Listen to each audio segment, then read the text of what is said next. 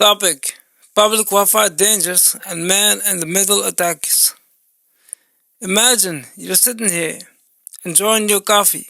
You pull out your laptop, you see a network called Free Coffee Wi-Fi, and connect. Simple, right? But what if I told you that network doesn't belong to the coffee shop? What if it belongs to the guy sitting 3 tables away? By connecting, you just handed him a direct line to everything you sent over the internet. Passwords, emails, maybe even your bank login. This is called the man-in-the-middle attack, and it happens every day on public Wi-Fi. In this episode of Modern Security Blueprint, we're going to break down exactly how it works, what the rogue hotspot actually is, and the one tool you need to stop it. To understand a man-in-the-middle attack, let's go back to grade school. Imagine Alice wants to pass a secret note to Bob, but she can't reach him, so she hands the note to Mallory, who sits in the middle, and asks her to pass it along. Mallory takes the note, but before handing it to Bob, she opens it. She reads Alice's secret. Maybe she even changes the message. Then she reseals it and hands it to Bob. Bob gets the note and thinks it came straight from Alice. He writes a reply and hands it back to Mallory. Mallory reads the reply, maybe changes that too, and hands it back to Alice. Alice and Bob think that they are having a private conversation.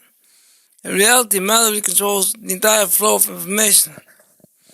On the internet, your computer is Alice. The website, like your bank, is Bob, and the public Wi-Fi router you just connected to, that is Mallory. So how does a hacker become Mallory? They use something called a rogue hotspot, or an evil twin. An attacker can set up a small, cheap device, sometimes just a laptop or specialized Wi-Fi pineapple, and broadcast the Wi-Fi signal to give it a trustworthy name, like Starbucks guest or airport free Wi-Fi. This is the evil twin. Your phone sees a strong signal with a familiar name and thinks, great, I know this network, and connects automatically. Once you connect, the attacker's device acts as a router. It forwards your traffic to the real internet, so you don't notice anything is wrong. You can still browse the web, but now every piece of data you send, every search term, every form you fill out passes through their device first. They can inspect the data packets, sniffing or modifying them before sending them on. There's one more trick you need to spot: the fake captive portal. You know that screen that pops up at the hotel or airport asking you to accept terms or enter your room number before you can get online? That is captive portal. Attackers can fake that page using something called DNS spoofing. Here's how it works. Your phone tries to connect to the internet. It asks the router, where is google.com? The attacker's router lies. It says Google is right here, but instead redirects you to a fake login page they created. It might look exactly like the hotel's real branding. It might ask for your room number, your last name, or if they are greedy, your email and password to authenticate your session. Host looks serious. If you type your credentials into that box, you aren't logging into Wi-Fi. We are handing your password directly to the hacker. The rule here is simple. A public Wi-Fi network should never ask for your email, password, or social media login just to give you internet access. If it does, disconnect immediately. So, is it game over? Not quite. We have two main defenses. First, HTTPS. Most modern websites use encryption. This is like writing your classroom note in a secret code that only Alice and Bob have the key for. Even if Mallory the hacker intercepts the note, she can't read it. It just looks like scrambled nonsense.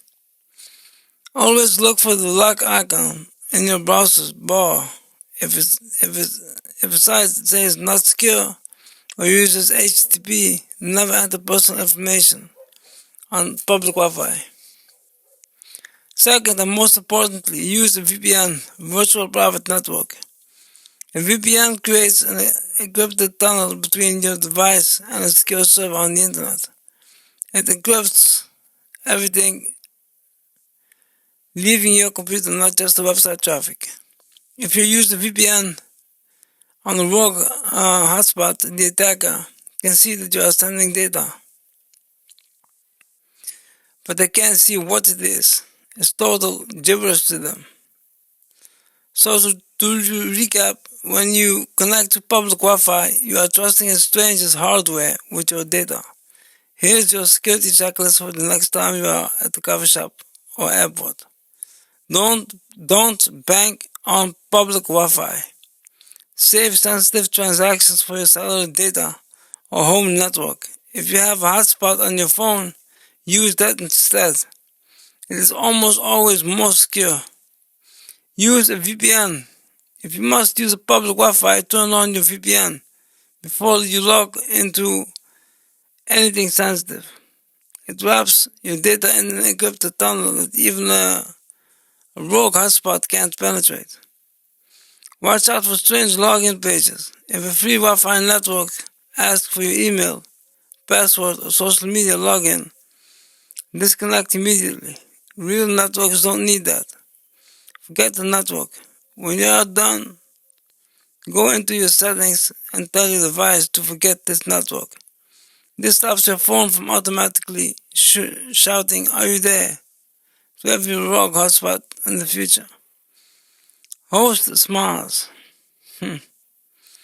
Next time we are moving from the coffee shop to the corporate office, we'll break down firewalls.